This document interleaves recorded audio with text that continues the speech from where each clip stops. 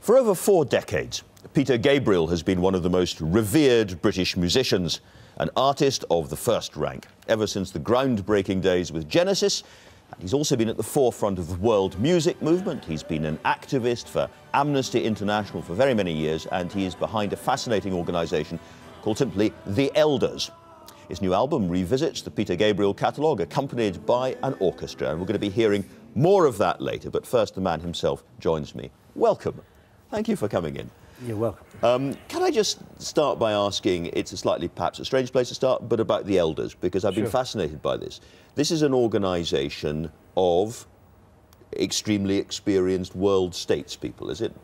Indeed, and the idea was really, as trust in institutions and government declines around the world, there are still individuals around who are trusted and have led extraordinary lives, and the thought was if you could get a group of them together, a small group, and they could focus their energies, that there might be some way that their wisdom and experience could be usefully engaged. It's like a sort of world senate or upper house of the real greybeards. You've got Nelson Mandela's been on it in the past, I think. Tutu. He founded it. Tutu is our chair. Then Kofi Annan, Mary Robinson, Grove Brundtland, Jimmy Carter. I mean, there's a wonderful. I think Senator George Mitchell might be a candidate member before long. So this is a sort of, they come together, and what happens to the discussions? I mean, are they then going to be publicised or? Well, some of their activities are sort of kept fairly quiet for obvious reasons, but they choose various places in the world where they think they may make an incremental, perhaps, but a difference to what's going on there. And I think the whole concept of sort of people power, which we're beginning to see in the Arab awakening, we're beginning to see with the internet, social networks, mobile phones, that they would have a role to play in that. Because you were really, I suppose, with George Harrison, the Concert for Bangladesh, but you were one of the first rock stars to get involved in political argument, and with Amnesty in particular in your case, and made the world safe for Bono. One of my colleagues put it like that. Well, I mean, I sort of fell into it, really, and wrote a song about Stephen Biko, who's in South Africa, and that was my calling card. I then got invited to lots of other things, but I think for many of the musicians that were involved, particularly in an Amnesty tour that went around the world called Human Rights Now, it was life-changing stuff, and you started meeting people for whom it was a real and everyday story. The song you're going to sing at the end of the show is a political song. It is, yeah, and that was, I think, partly inspired by an Amnesty report on torture in Argentina, so it was really trying to talk about a prison of conscience.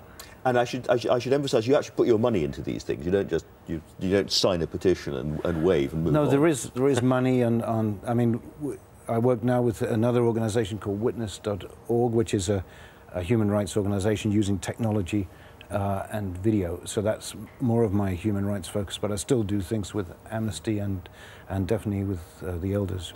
Let's talk about the music, the True Blood, which is. You have a full orchestra. It makes a heck of a noise. No, it's amazing. You know, you get used to performing with a small group and some pre-recorded elements, and here's a large stage full of wonderful players. And as with, I have to say, of being of the generation who went out and bought their Genesis albums way back, but the move from a very, very big, rich sound down to a kind of almost silence and a piece of vocal music, and then back up again. And it seemed to me that putting an orchestra behind you allowed you to play with that at an even deeper level. Yeah, the sort of dynamic range I think you get is much richer and fuller. So. It's exciting, I think, to go from those stark moments to the full fleshy ones. I was just looking at some old pictures. Do you sort of recognise the sort of lithe young man that was there in the old days? Just about, yeah. I mean, I think all a healthy part of growing up. And presumably we won't see Genesis again, will we? Or with we actually had yourself some conversations a couple of years back, but it became a sort of bigger project than I felt I could take on. But I mean, the door is not locked. The door is not locked, and meanwhile there's some great music, and we're going to hear a little bit later on. So thank you very much for coming in to talk. Time of 9 o'clock. Until then, we leave you as promised with Peter Gabriel and Wallflower.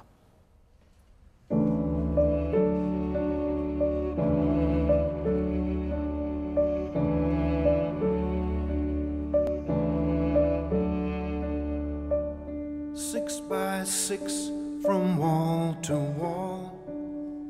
Shutters on the windows, no light at all.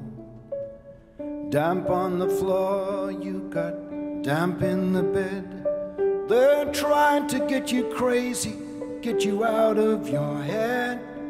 They feed you scraps and they feed you lies to lower your defenses. No compromise. There's nothing you can do. The day can be long. Your mind is working overtime. Your body's not too strong. Hold on.